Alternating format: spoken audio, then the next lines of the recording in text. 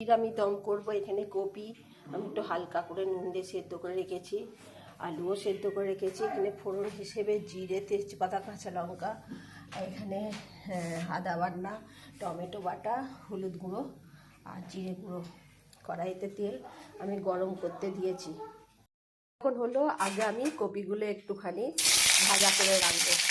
কপিটা ভাজা হয়ে গেছে, আমি কপিটা তুলে রাখবো।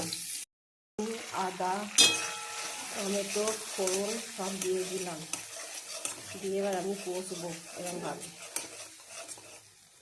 তো মশলাটা আমি কষবো এইভাবে কষে এবার আমি আলুটা দিয়ে দেবো।